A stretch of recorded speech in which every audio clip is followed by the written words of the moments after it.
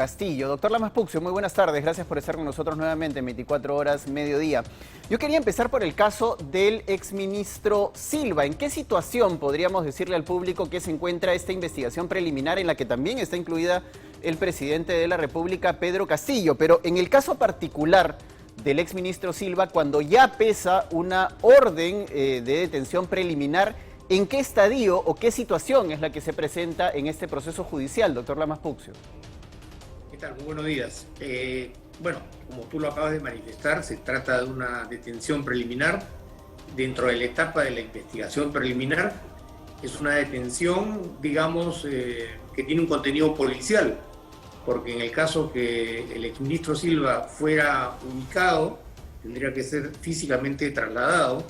a una sede policial y permanecer en esa sede policial por el lapso aproximadamente entre 10 y 15 días, que es lo que habría dispuesto el fiscal, el juez que dispuso la detención preliminar y de acuerdo a la normatividad también vigente. Sin embargo, creo yo, desde mi opinión profesional y personal, de que están dadas las condiciones para que esta detención preliminar se convierta más adelante en una prisión preventiva. Pero para tales efectos, el fiscal de la Nación tendría que convertir la investigación preliminar en una investigación preparatoria. La diferencia consustancial entre la detención preliminar a nivel policial con la detención preventiva a nivel judicial es que si eso se materializara como parecería que así debe ser, entonces la detención se tendría que convertir y ser trasladado el exministro Silva, en el caso siempre que fuera ubicado, por supuesto, a un penal. Estas detenciones preventivas pueden tener un máximo hasta de 36 meses. Entonces estamos en una situación expectante, primero que todo para ver si se ubica o no se ubica físicamente al exministro Juan Silva, y en segundo lugar cuál va a ser la actitud del fiscal frente a estos hechos que pondrían en evidencia una falta de colaboración por parte del exministro Silva, una intención de entorpecer o de obstaculizar el desarrollo de la investigación, y no descarto de ninguna manera la posibilidad de una fuga, es decir, si habría o no habría salido del territorio nacional, de acuerdo a la información que se está manejando en las últimas horas, ¿no? Ahora, doctor, el pedido de prisión preliminar que realiza el Ministerio Público y que aprueba el juzgado, ¿bajo qué parámetros se dan? Es decir, ¿qué elementos de convicción se tienen o qué elementos se requieren para que una persona sea detenida de manera preliminar? Bueno, primero que todo, la fortaleza de los elementos de convicción que vinculan a la persona investigada con los hechos que son objeto de la investigación. En segundo lugar, estos elementos de convicción se fortalecen por sospechas graves en relación a información a la que ha accedido el Ministerio Público, declaraciones de testigos, declaraciones de colaboradores eficaces, información material sobre los casos que van, digamos, fortaleciendo la hipótesis de la Fiscalía, en la que, de acuerdo a esta teoría, el exministro habría tenido una participación activa en una serie de hechos, habría desarrollado conductas que están tipificadas como delitos en la legislación penal. A partir de ahí, el juez de tutela, el juez de control, el juez de las garantías, en este caso es un juez que se desempeña a nivel de la Corte Suprema, porque esta investigación es para altos funcionarios, decidió de manera evidentemente reservada disponer una detención de carácter preliminar a solicitud de la Fiscalía. Esto es lo que ha sucedido en los últimos días, ¿no? Así es. Ahora, doctor, lo que llama la atención de esta detención preliminar es que deja un poco fuera de sitio a quienes hablaban de que estos eran solo dichos, que no habían pruebas concretas, pero evidentemente una detención preliminar se hace en base a una serie de elementos objetivos que aportan una serie de elementos de confianza para las autoridades del Ministerio Público de que esta persona tiene que ser detenida. Sí, efectivamente, es una medida de carácter procesal, preventivo, porque lo que está haciendo el Ministerio Público es acopiar información, requiere de una nueva declaración o de una declaración de parte del señor Silva respecto a todos estos hechos, y en el caso que fuera ubicado y detenido tendrá que ser trasladado a una sede del fiscal o de la fiscalía para rendir una declaración y responder sobre estas graves imputaciones que existen contra él, basadas en hechos nuevos, en nuevas evidencias que lo involucran, y además porque ha sido reticente, por un lado, a asistir a las diligencias, por otra parte, habría faltado la verdad cuando dio su declaración ante la Comisión de Fiscalización, es decir, un cúmulo de circunstancias que han permitido que la Corte Suprema, a través de este juez de tutela, ha pedido a la Fiscalía tomar esta decisión de carácter preliminar, ¿no? Ahora, doctor, usted ha mencionado que no descarta la posibilidad de que se le dicte una prisión preventiva al exministro Silva. Para esto tendría que cambiarse la investigación preparatoria por una indagación ya propiamente dicha. ¿Esto se puede hacer de manera, digamos, personal? Es decir, dentro de la investigación en la que está comprendido el exministro Silva también está el presidente de la República, Pedro Castillo. Si el fiscal de la Nación decide abrir ya una investigación no preliminar, sino una investigación por este caso, es decir, ¿también incluiría al presidente Pedro Castillo o se puede abrir de manera individual de involucrado en involucrado? No sé si me dejo entender con la pregunta. Hay una investigación preparatoria en curso, en la que está Samir Villaverde, Karen López, están los familiares del presidente Castillo, entonces lo que van a tener que hacer es incorporarlo al exministro dentro de este contexto para poder solicitar una prisión preventiva, como ya ha sucedido en el caso de Pacheco, en el caso de Villaverde, en el caso de Carelín, en el caso de los familiares. Son trámites establecidos en el procedimiento que permiten ir, digamos, agudizando las medidas coercitivas ante la presencia y la evidencia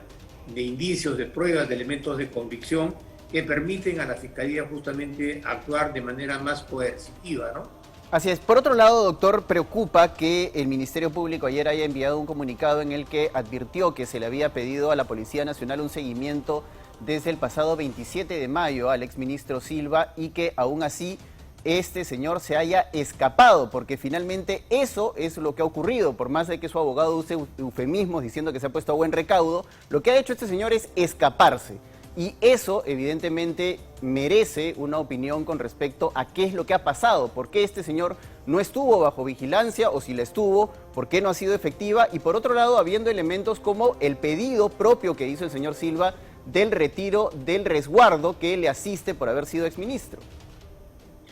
Mira, para poder graficar la respuesta, acá hay tres instituciones que están participando de manera activa: la Fiscalía, la Corte Suprema y la Policía, que corresponde al Ministerio del Interior. La Fiscalía es la que solicitó la detención preliminar. Es obvio que si ellos son los que solicitan, son los más interesados en resguardar la hermeticidad del pedido y de lo que sucediera en la diligencia.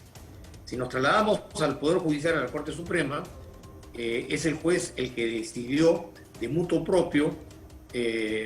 una detención preliminar, porque pudo haber rechazado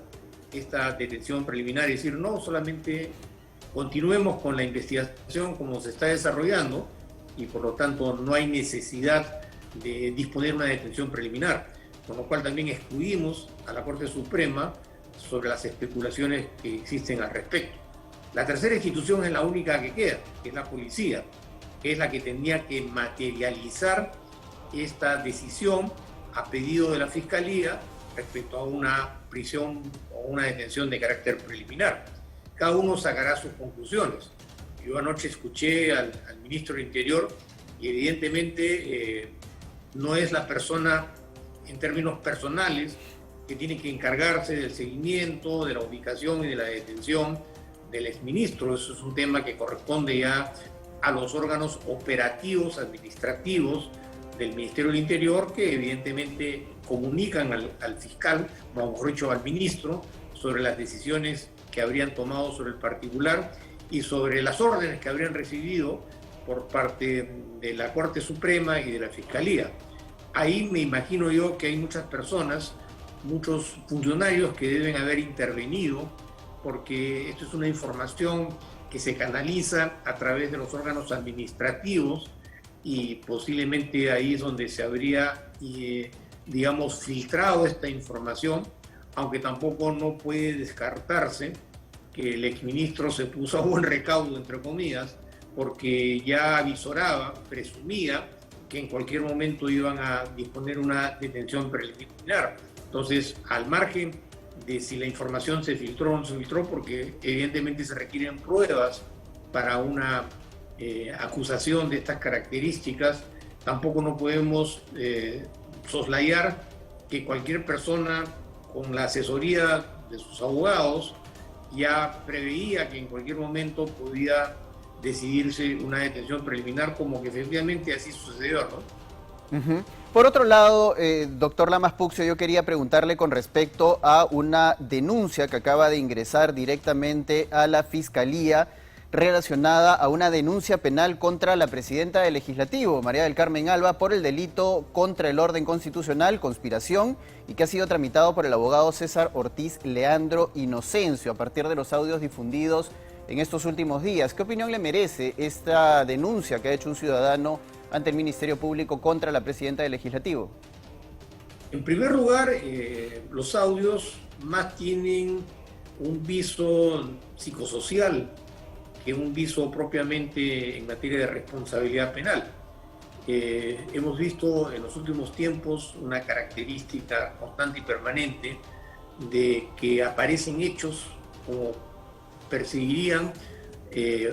distraer a la opinión pública sobre los temas de corrupción, fraccionar la información y que la gente se interese en otros temas para los efectos de poder, digamos, matizar estas graves noticias en materia de corrupción.